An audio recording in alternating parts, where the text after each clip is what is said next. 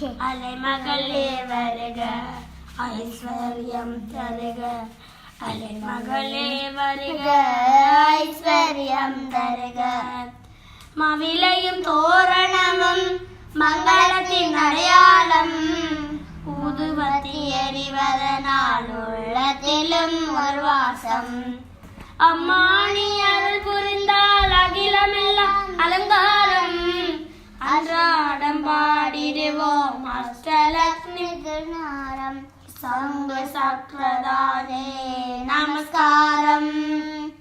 சகலவரம் தருவாய் நமஸ்காரம். பத்மபீட தேவி நமஸ்காரம்.